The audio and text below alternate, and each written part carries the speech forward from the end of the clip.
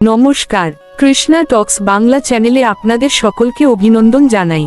আজকের আলোচনার বিষয় অত্যন্ত গূঢ় এবং তাৎপর্যপূর্ণ, মহাপ্রভুর সন্ন্যাস গ্রহণ। মহাপ্রভুর সন্ন্যাস গ্রহণ কেবল একটি ঐতিহাসিক ঘটনা নয়, এটি ছিল মানব হৃদয়ের পরম বৈরাগ্যের এক চরম মুহূর্ত। নবদ্বীপের মায়াপুরে যখন নিমাই সন্ন্যাস গ্রহণের সিদ্ধান্ত নিলেন, তখন তা কেবল তার ব্যক্তিগত জীবনের পরিবর্তন ছিল না, তা ছিল সমগ্র জগতের জন্য এক নতুন আলোকবর্তিকা। জগতের দুঃখী মানুষের হাহাকার আর মায়ার বন্ধন থেকে মুক্তির পথ দেখানোই ছিল তার মূল উদ্দেশ্য। আমাদের প্রাত্যহিক জীবনের ক্ষুদ্র স্বার্থপরতা থেকে বেরিয়ে এসে সবার জন্য নিজেকে বিলিয়ে দেওয়ার যে মহান আদর্শ তিনি শিখিয়ে গিয়েছেন, তা উপলব্ধি করার জন্যই আজকের এই আলোচনা।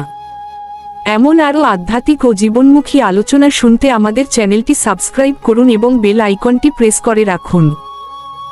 মহাপ্রভুর সন্ন্যাস গ্রহণ কেবল জাগতিক কোনো ত্যাগ নয়, এটি ছিল এক অসীম করুণার আধার। নবদ্বীপের মায়াপুরে নিমাই যখন সন্ন্যাস নেওয়ার সংকল্প করেন, তখন সেই মুহূর্তটি ছিল সমগ্র সৃষ্টিজগতের জন্য এক পরিবর্তনের বার্তা। তিনি সংসারের সমস্ত মায়া, গৃহের সুখ এবং প্রিয়জনের মমতা সবকিছুকে তুচ্ছ করে অদ্বৈত আচার্য ও নিত্যানন্দ প্রভুর উপস্থিতিতে কেশব ভারতীর কাছে সন্ন্যাসের দীক্ষা গ্রহণ করেন। তিনি কেন এই কঠোর পথ বেছে নিয়েছিলেন? কারণ জগতের মানুষ যখন মায়ার কারাগারে বন্দী, যখন তারা কেবল নিজেদের সুখের পেছনে ছুটে চলেছে, তখন তাদের মুক্তির পথ দেখানোর প্রয়োজন ছিল। মহাপ্রভু বুঝতে পেরেছিলেন, সীমাবদ্ধ গণ্ডির ভেতরে থেকে বিশ্বজনীন প্রেম বিলানো সম্ভব নয়। তাই নিজেকে সর্বজনীন করার জন্য তিনি সন্ন্যাস গ্রহণ করেন। সন্ন্যাস মানেই কিন্তু সবকিছু ফেলে দিয়ে অরণ্যে চলে যাওয়া নয়। মহাপ্রভু আমাদের শিখিয়ে গিয়েছেন, প্রকৃত সন্ন্যাস হল হৃদয়ের সেই অবস্থা, যেখানে আমি বা আমার বলে কোনো অহংবোধ অবশিষ্ট থাকে না, যেখানে কেবল অন্যের কল্যাণের জন্য নিজেকে সমর্পণ করার এক নিরন্তর প্রচেষ্টা বিদ্যমান থাকে। তিনি যখন সন্ন্যাস গ্রহণ করেন, তখন নবদ্বীপের বাতাসে এক করুণ সুর বেজে উঠেছিল। প্রিয়জনদের বিলাপ আর ভক্তদের কান্না তাকে টলাতে পারেনি, কারণ তার দৃষ্টি তখন কেবল নিজের পরিবারের দিকে ছিল না, তার দৃষ্টি ছিল গোটা পৃথিবীর আর্তমানবতার দিকে। তিনি এক নিমেষে নিজেকে সবার জন্য বিলিয়ে দিয়ে বিষপ্রমের প্রতীক হয়ে উঠলেন। সন্ন্যাস গ্রহণের মাধ্যমে তিনি প্রমাণ করলেন যে ঈশ্বরপ্রেমের জন্য সংসারের বাইরের কিছু প্রয়োজন হয় না, প্রয়োজন হয় মনের বাইরের অহংকারটুকু ত্যাগ করার। তিনি মাথার চুল মুন্ডন করে যখন গেরুয়া বসন ধারণ করলেন, তখন যেন জগতের মানুষ দেখল এক নতুন সূর্যোদয়। সেই সূর্যোদয় মায়ার অন্ধকার নাশ করার শক্তি রাখত। তিনি পথে পথে ঘুরেছেন, মানুষের দ্বারে দ্বারে গিয়েছেন, কেবল কৃষ্ণপ্রেমের নাম শুনিয়েছেন।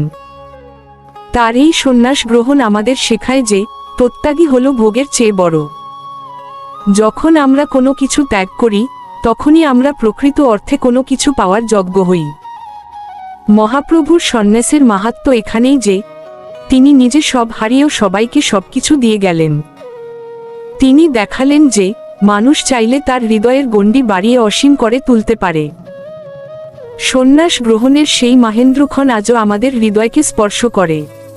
তার এই ত্যাগের পেছনে ছিল এক গভীর প্রেম। তিনি জানতেন, মানুষ যদি একবার কৃষ্ণপ্রেমে মাতোয়ারা হতে পারে, তবে তাদের সমস্ত দুঃখ দূর হয়ে যাবে। সেই প্রেমকে প্রচার করার জন্যই তিনি বেছে নিয়েছিলেন এই সন্ন্যাস জীবন। বর্তমানে আমাদের জীবনে যে অস্থিরতা, যে অশান্তি, তার একমাত্র কারণ হল মায়ার বন্ধন। মহাপ্রভুর সন্ন্যাস গ্রহণের ঘটনাটি আমাদের বারবার মনে করিয়ে দেয় যে আমরা এখানে অনন্তকাল থাকার জন্য আসিনি। আমাদের লক্ষ্য হল সেই পরমেশ্বরের চরণে নিজেকে সমর্পণ করা।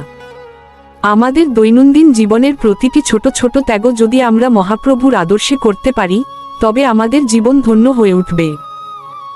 অহংকারের ক্ষুদ্র দেয়ালগুলো ভাঙতে পারলেই আমরা বুঝতে পারব, সন্ন্যাস কেবল বাইরে নয়, সন্ন্যাস হৃদয়ের ভেতরে। তিনি যখন কাটোয়ায় কেশব ভারতীর কাছ থেকে সন্ন্যাস নিলেন, তখন থেকে তিনি আর কেবল সচিমাতার পুত্র নিমাই রইলেন না, তিনি হয়ে উঠলেন শ্রীকৃষ্ণ চৈতন্য। তার নতুন নামই বলে দেয়, তিনি চৈতন্য দান করতে এসেছেন। তার প্রতিটি পদচিহ্ন আজ আমাদের জন্য পাথেয়। সন্ন্যাস গ্রহণের সেই করুণ ও মধুর মুহূর্তটি আজও আমাদের মনে করিয়ে দেয়, ঈশ্বরকে পাওয়ার জন্য সবকিছুকে বিলিয়ে দেওয়ার সাহস রাখতে হয়। মহাপ্রভুর জীবনের প্রতিটি পর্যায়েই এক একটি শিক্ষা।